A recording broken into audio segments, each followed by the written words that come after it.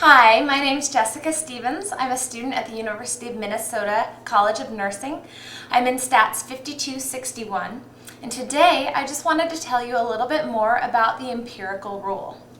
I'll be using a handy-dandy marker, a poster board, my notes, of course, and a few handouts that I've printed out just to give you guys a better idea of some brief explanations, definitions, and to just kind of guide us on our way to understanding the empirical rule a little bit better. So, what is the empirical rule? Well, the empirical rule is a statistical rule which states that nearly all data values will fall within 3 standard deviations above and below the mean. Wait, what? What in the world does that mean? Well, that's a formal definition.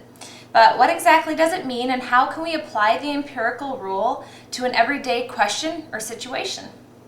Today I will walk you through an example that will show you exactly what the empirical rule means and just how it works.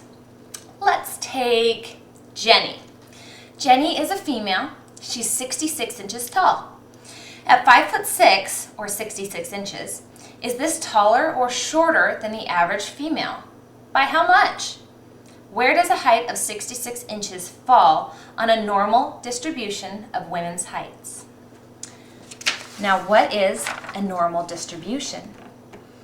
Well, a normal distribution is a standard bell-shaped curve where most values clump right around the center, and the further a value is from the middle, the fewer individuals will have that value. This is what a normal distribution looks like when it's graphed.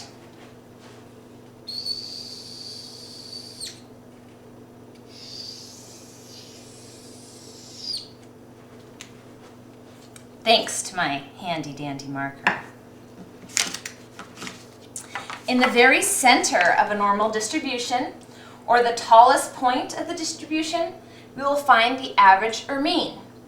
This makes perfect sense, as we can see that in the middle is obviously a very common value on the graph, as many people have this height.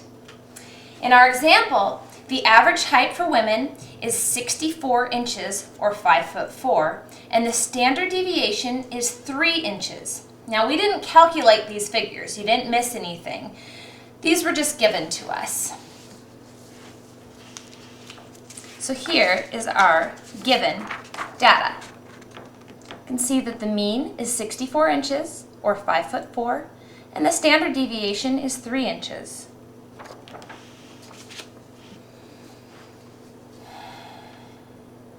So now we know that the standard deviation for women's height is 3 inches. But what is a standard deviation in the first place? Well, I have an explanation for everything. A standard deviation is just what it sounds like. It defines a value in terms of how much it deviates from the mean or average. In our example, Jenny's value is 66 inches, and we want to know just how far this value deviates from the mean. By plotting her height on a normal distribution, we can more easily see just where Jenny's height lies in a population of females. Now, here's where it gets fun, and we will get to see the empirical rule set into motion. Mathematicians discovered that within a normal distribution, 68% of all possible values fall within 1 standard deviation from the mean, 95% of values fall within 2 standard deviations from the mean, and 99%, or almost all values, fall within 3 standard deviations from the mean. So in case you didn't catch that, there it is again. 68%, 1 standard deviation below the mean to 1 standard deviation above the mean. 95% of values, 2 standard deviations below the mean to 2 standard deviations above the mean.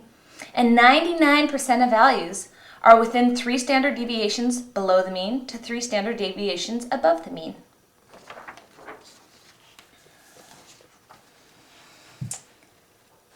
In our case, we are looking at female heights with Jenny. So all we have to do there is sub out values over here 68% of female heights should be within 1 standard deviation below the mean to 1 standard deviation above the mean. 95% of female heights should be within 2 standard deviations below the mean to 2 standard deviations above the mean. And 99% of female heights should be 3 standard deviations below the mean to 3 standard deviations above the mean. This is a mouthful, and it really doesn't mean much until we associate these standard deviations to actual values. Now we can do this because we know the standard deviation is 3 inches from our given data, and we know that the mean is 64 inches. All we have to do is plug in our values. So we know the mean, like we talked about before, is right here in the middle. That is our mean at 64 inches for female height.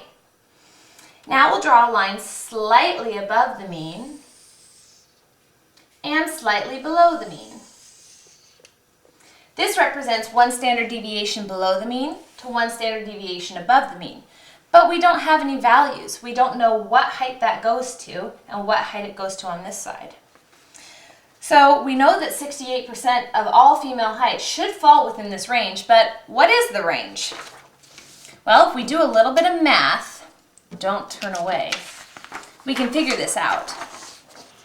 To calculate 1 standard deviation above the mean to 1 standard deviation below the mean, we'll just take 64 inches, which is our mean, subtract 1 standard deviation, 3 inches, to get 61 inches, and then take 64 inches, the mean again, plus our standard deviation of 3 inches to get 67 inches. Well, now we know that our first standard deviation of 3 inches will go from 61 to 67 inches. Thus, 68% of female heights should fall between 61 inches and 67 inches. We can fill this in on our table. We now know that 68% of female heights will fall between 61 inches and 67 inches. We're still not quite sure about the second standard deviation or the third. Well, to find out the second standard deviation, we just have to do a little bit more math. But now instead of 1 standard deviation of 3, we're going for 2. Easy enough. All we need to do is multiply our standard deviation by 2. Take the mean again, 64 inches. Now we have 2 standard deviations away below the mean. So if we take 64 inches minus 2 times 3, which is our standard deviation, we get 64 inches minus 6 inches. And we end up with a total of 64 minus 6 is 58 inches. Likewise, if we take our mean of 64 inches, multiply our standard deviation by 2, we're going 2 standard deviations now above the mean, we end up with 64 inches plus 6 inches, or 70 inches. Now we can work a little bit more on our table. We know here that second standard deviation, nice squeaky marker, it's brand new, should fall from 58 to 70. We still have our mean in the middle. Here's our first standard deviation below and above the mean, should have 68% of all female heights according to the empirical rule. 58 to 70 is 2 standard deviations below the mean to 2 standard deviations above the mean. And this area all should encompass 95% of all female heights. You can see on the graph that if we took this chunk, this area, it probably is fairly close, if I could draw a little bit better, to 95% of all the area encompassed underneath this curve. So now we can fill in our table. We now know that 68% of all female heights are from 61 to 67 inches, and now 95% of all female heights should be within 58 to 70 inches. We just have that third one left. And again, just like we did with the second standard deviation, it's pretty simple. 3 standard deviations above the mean to 3 standard deviations below the mean. We take the mean of 64 inches. Now we're trying to find 3 standard deviations below the mean. So 3 times 3, which is the standard deviation, gives us 64 inches minus 9 inches, or 55 inches.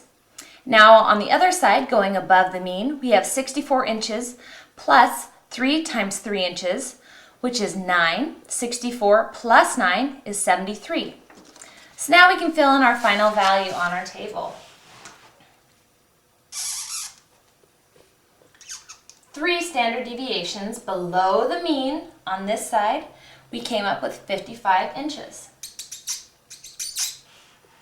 Likewise on this side, 3 standard deviations above the mean, and we get 73 inches. You can also see on here an easy mathematical way to do this. Starting at 64, it's just minus 3, 61, minus 3, 58, minus 3, 55. 64 plus 67 plus 3 to 70 plus 3 to 73. According to our empirical rule, now that we have all of these values on here, 99% should fall between 55 and 73. Again, the area underneath our graph, 99% of this should be covered now between this little line right here and this little line right here. It looks pretty close. I think that we did a good job. So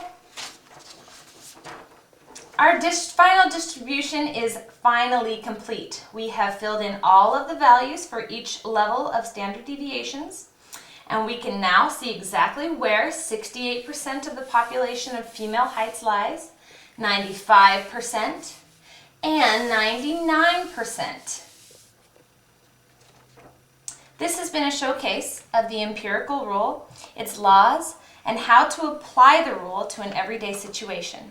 Now, where does that leave Jenny? Remember Jenny, our good friend from the start?